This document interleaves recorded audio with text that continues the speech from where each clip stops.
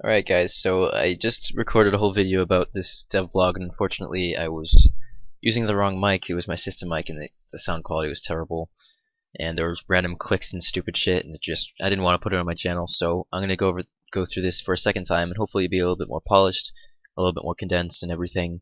But anyways, let's just get right into it. So this is a devlog that came out a few days ago and it's titled Clan Wars and Clues, and it's just giving us some insight into what the next poll is going to be, which will be out in a couple days. So the first thing that they're talking about is of course Clan Wars, which has been something that's been a topic for a fair amount of time now, and they're definitely finalizing their ideas on what it's gonna entail. So basically Clan Wars is going to be pretty similar to the way it was in RuneScape 3, I think, but with a few changes.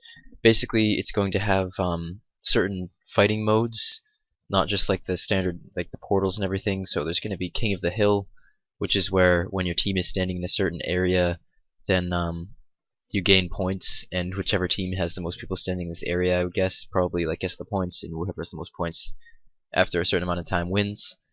And then there's Team Oddskull, which is where there's a skull that spawns on the map, and then whoever is holding the well, actually it's team based, so whichever team has a player carrying the skull will be gaining points, and the other team is going to try to kill that player and steal the skull. Whoever has the most points at the end wins, so it's kind of a cool idea. Target deathmatch is whichever team reaches a certain amount of kills first wins, and then time deathmatch is whichever team gets the most amount of kills in a certain amount of time wins. Interesting fact about the Clan Wars is that it's actually not going to be in the wilderness. It's going to be located in a desert area which is east of Al Kharid and south of the Duel Arena. So if we take a look at the world map here, it's going to be located right about here, somewhere in here. So you can see east of Al Kharid and south of the Duel Arena, which is pretty interesting because this whole area has never really been occupied by anything, I don't think, and I don't think any of this area is accessible at all to normal players. It's all just blocked off for whatever reason. It just sort of exists to fill the space, I guess. I don't really know why they didn't decide to just extend Al Kharid or something like that. But they just have never used this area at all, at least not in old school. So it's kind of cool that they're just sort of like finding a place to fit it into the map, because I can't really think of many other places that are like that besides, of course, this wonderful area right here, which they still haven't done anything with ever. But anyway, so it's going to be located in the desert. I'm assuming that's not going to need water skins, definitely not. But it's a nice location right near the Duel Arena, which is obviously another big popular place to do PvP. And it looks like it's going to be pretty cool. I've never really been much of a PvP person myself, but it's definitely going to be well done. And it's like the nice thing about updates that they sort of redo is that second time around you know the effects and you can do a better job on it. So that's how a lot of the updates have definitely been in old school, is they took the idea that they had years ago and they added it in, made it better. And they are considering adding the free-for-all type arena, like the white portal, which is basically just an area where you can attack anyone whenever you want, as long as they're in the area and nobody loses their stuff. So it's just you can go in there, fight whoever, whenever, which would be sort of nice. And they will be making it available on the FTP Worlds, which is kind of interesting. I'm kind of curious if they'll put it on actual free-to-play worlds or if they actually add free-to-play to the game. So the questions are just about all these different modes, and then the white portal and all that stuff. And then the next one is about treasure trails, which is pretty interesting. There's going to be quite a lot of stuff added to treasure trails. First of all, they're going to add elite clues, which I'm sure most of you are familiar with, but if you're not, they're something that was added to RuneScape 3 several years ago. And basically, they're just harder clues. They have different types of coordinates. They have you fight more difficult monsters, and you get them from mostly bosses and very high level monsters, and they're significantly rarer.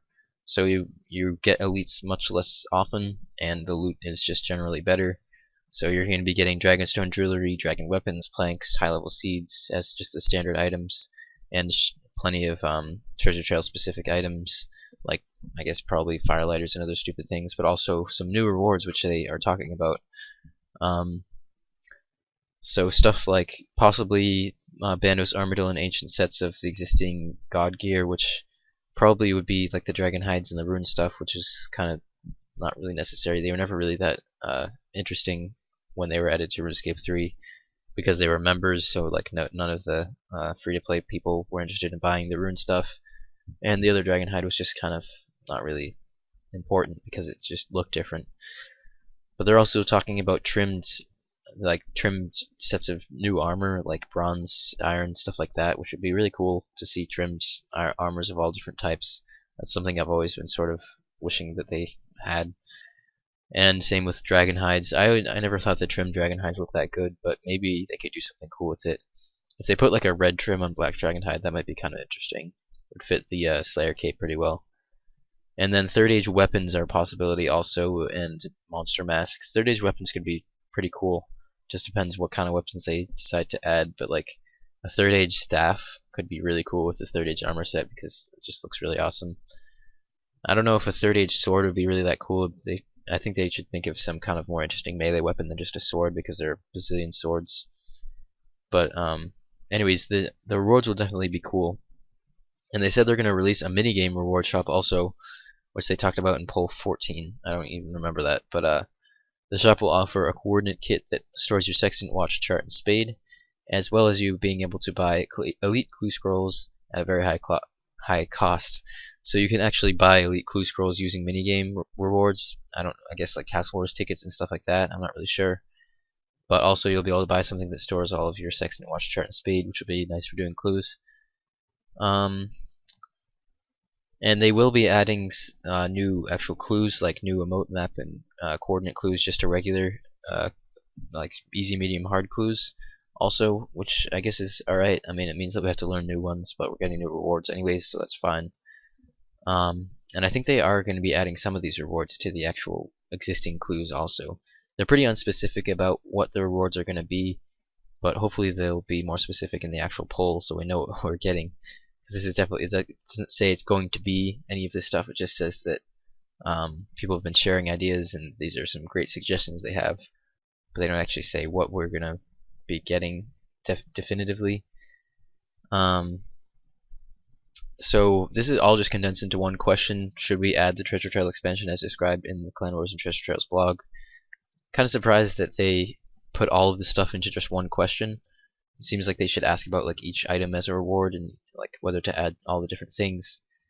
But whatever, it's fine. I'm sure it's going to be good. And then they have just a bunch of random sort of like patch type things that they're asking about down here, which I'm going to go through quickly. So should we reduce the Penance Fighter hat requirement from 45 defense to 40 to match the torso? Seems like one of those things. It's just like whatever, why not? I don't know if anyone actually cares. Should we be able to store the Trouble Brewing outfits in the costume room in your house? Sure. Should Aram staff be able to autocast Saradomin Strike?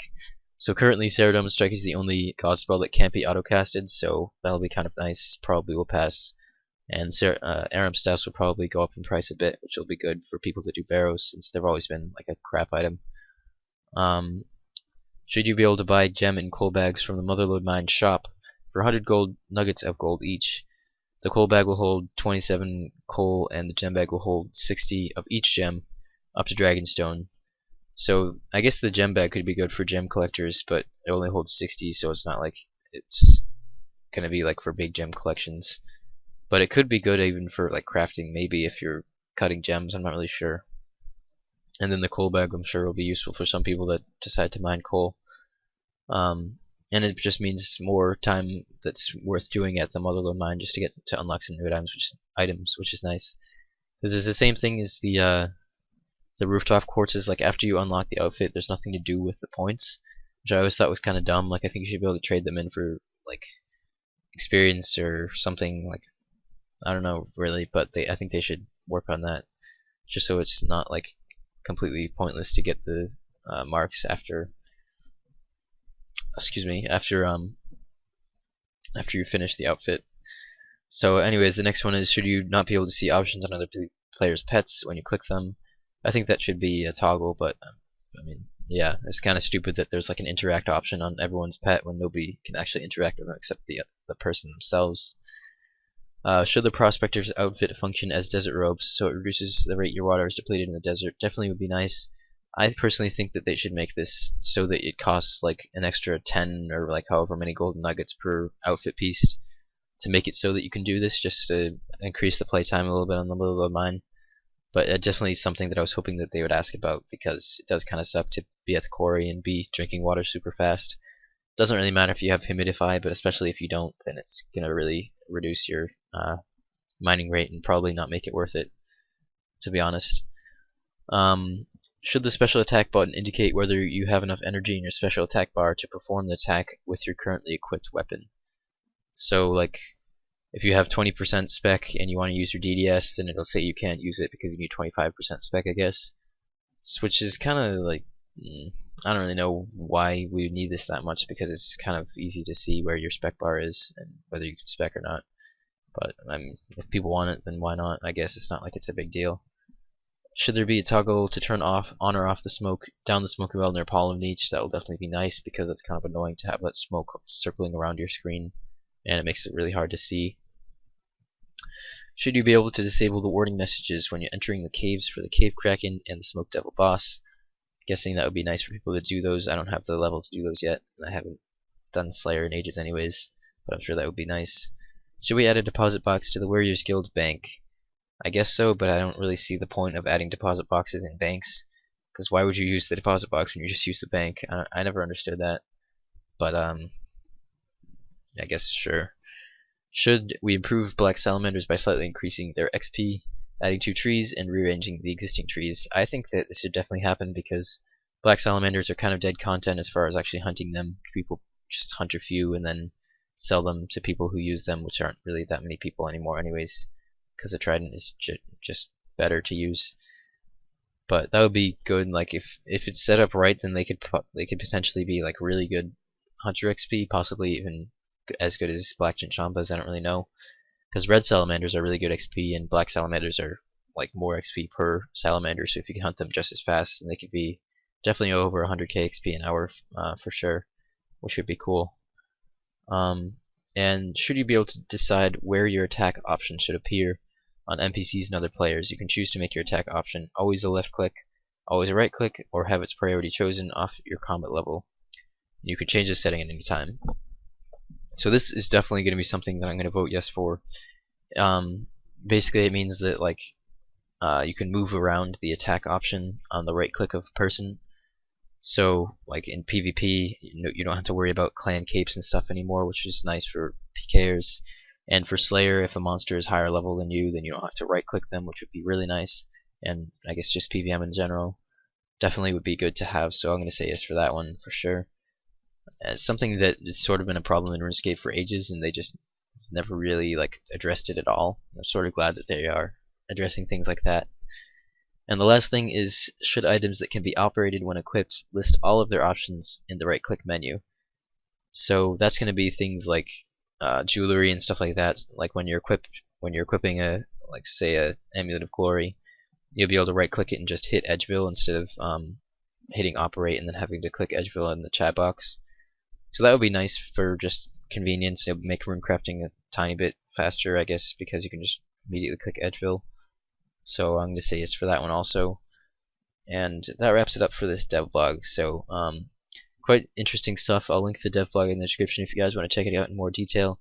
But as always, thanks a lot for watching, guys. Hope you enjoyed, and I will see you guys in a day or two.